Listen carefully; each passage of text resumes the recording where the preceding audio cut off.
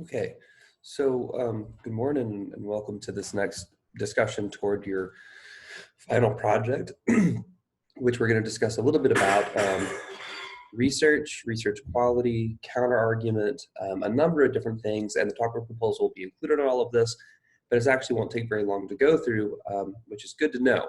The idea that a lot of the stuff that's mentioned inside of this final project and inside of the videos for today are actually kind of all in one realm. So they don't necessarily exist separately, and you don't have to think about them separately. In fact, you want to think about them cohesively. So one thing I want to start with this morning, and we're thinking about, again, my goal is to teach this text to you, right? That's going to require me to have read the text, to do a close reading of it, to do research on it, and then propose some sort of argument about it, which means I need to have a thesis statement in this sense.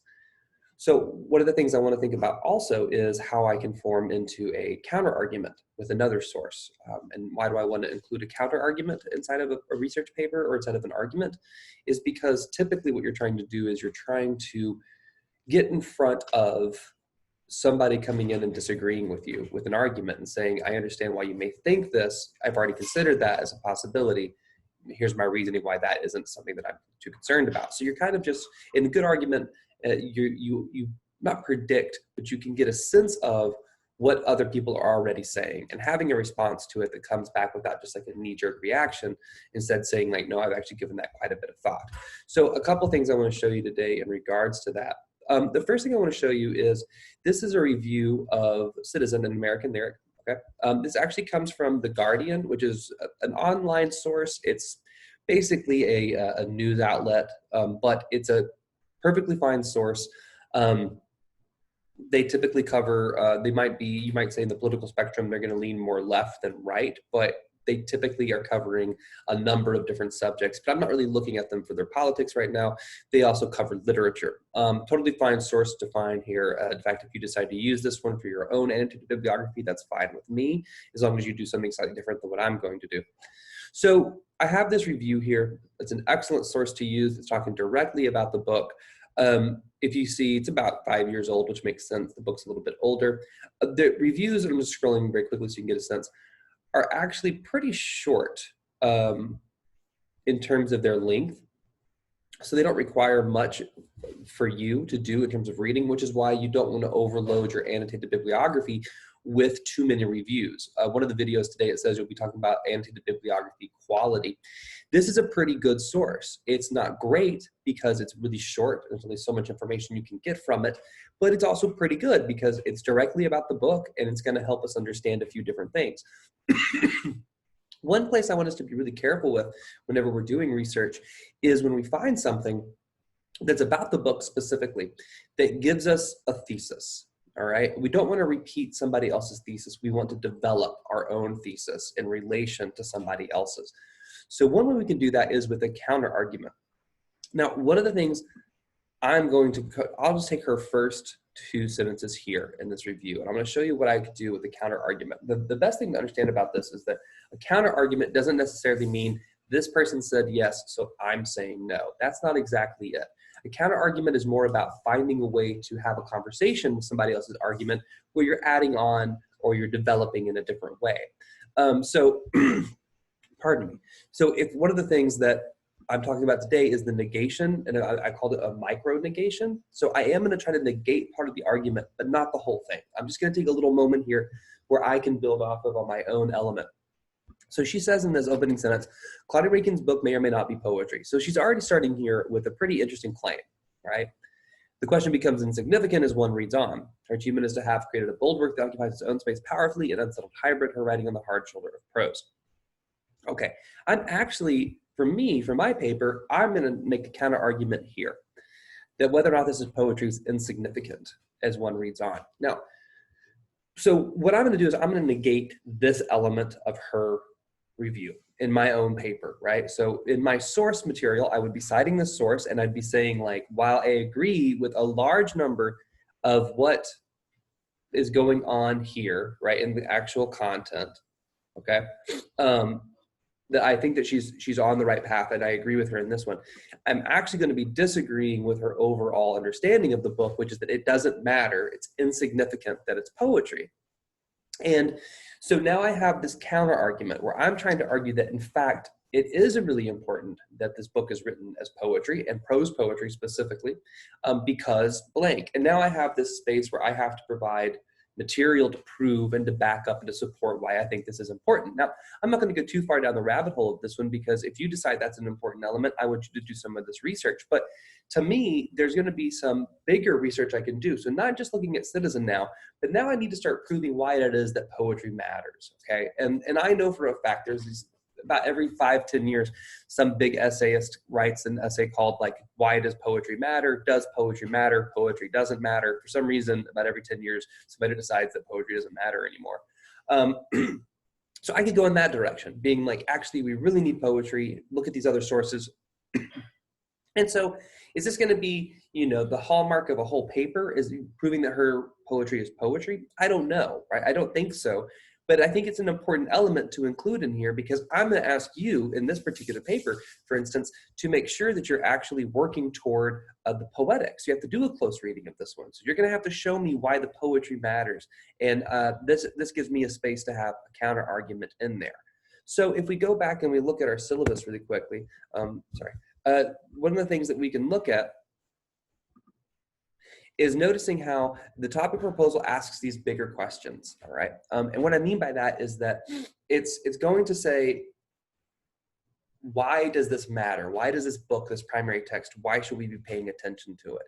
I personally think that Citizen is incredibly well suited for an assignment like this one, because it is asking such big questions of us, questions about race in the United States of America, especially right now with our protests that are happening, not just in the United States, but internationally.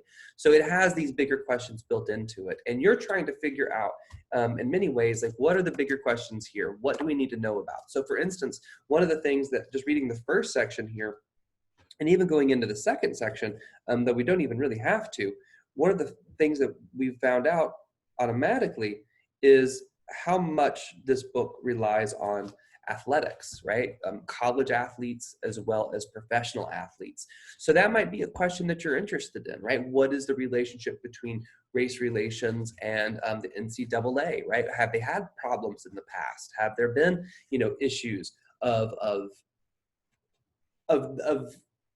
what's happening in our country in a smaller view of this one? And there might be a way, even, and I'm not saying there is, but there might be a way to tie in like Zion Williamson's current legal issues, right? Is this an example of something we're seeing inside of the race relations of the United States? And so what we have to do is, now I'm not saying that it is or it isn't, what I'm saying is that she is, in this text, often bringing up athletes as part of her, and celebrities generally speaking, and your everyday person. But that could be a bigger question. It doesn't have to be yours, but I think it could be an interesting one, especially if you have an interest in athletics. So the next one is close reading visual imagery. So what I mean by that is that, again, the text, and we talked about this in the last video, the text utilizes photography. It utilizes visual art, right, coming from different sources. And it also even has, screenshots from things like, YouTube. As you continue to read on in the book, you're going to come to the section that I mentioned only briefly in the first video, because we really haven't had a chance to go through it. And it's going to be hard to see this one, but this is a screen. These are stills from the 1994 final of the World Cup. So it's very much dealing with this one, and how can I incorporate that inside of my paper? And one of the things I want to recommend that you do for your annotated bibliography is once you've decided on the kind of path you want to take with your research, is go and watch the videos where she's taking screenshots of them, right? Hennessy Youngman, for instance. I'm not sure if he's still available on YouTube, but you can go and find these kinds of visual sources and incorporate them inside of your paper. Because if we get a better understand what the primary text that she's drawing from, right? She's using them as secondary text, but let's go look at what she took out of them and pay attention to them. Then we can start adding that into our paper, right? That might make it really interesting. So again, athletes could be an important bigger question. Visual art could be an important visual question. Looking at visual imagery makes a lot of sense. Finding good quality sources, meaning like databases that's about ideas. So looking into the Wofford database system for information about like race and athletics, there might be some fascinating articles written about that. It could really lead you into some good places. excuse me, it'll be referee journals, which means that other people have gone through there and fact checked them. And if you're unfamiliar with how to conduct this kind of research, please let me know, and I will provide a video. I may anyway, just to kind of walk you through this one. Remember, we have a counter argument. I showed you that today, right? Just kind of finding a little moment inside of somebody's paper or previous review and moving it in a different direction, saying, yes, while I agree with you, I actually think you're wrong here. Great counter argument move. A thesis, again, right, is about an argument and a presentation. Okay, making sure that you tell me, and you'll see this inside of your close reading comments quite often for a number of you, which is that making sure that your thesis mentions the poetic devices that you're going to be looking at. It mentions the primary text. It's going to mention also some of the research that you'll conduct and the significance of that one, and it's going to tell me why it matters. That's the element of a thesis that we have to remember. And then finally, the what. And what I mean by that, the what is very simple. When we're working with a book or primary text, we can break down how we want to understand it into three component parts: the what, the how, and the why. The what a book is very simply its content.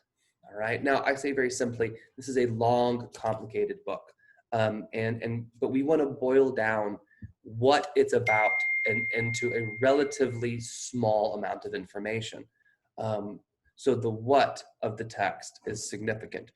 Only way we can get to the what is to start by reading the whole book and then picking a section that you want to focus on more closely. That's what you have to do. That's your goal with the what, because that allows us to get to the how, which will allow us to get to the why, which is apparently for next week. I didn't get that on this one. So it's a lot of information. It's a lot of information. The main things you want to remember are that you have a final project. The final project is over a citizen, right? You need to have read the whole book so you can better understand what she's trying to accomplish in this one. You have to have an annotated bibliography that researches this and explains why that research is helpful, and a numerative bibliography which shows a number of different paths your research could take, but without the annotations as well. And you have to have a topic proposal in there, which tells me what it is that your paper is actually going to be about. And how you plan on moving forward with it. And then a close reading of a poem or of poems from the text, which will show me how you're tying all of this together. So you're not actually writing a research paper, but you're writing all of its component parts, all of it about Claudia Rankine's book, moving in different directions. So I recommend to you to continue reading the text, to continue to watch the videos, and to please recommend content that would be helpful to make sure that you're doing a very good job. I'll leave it at that. So please contact me if you have any questions.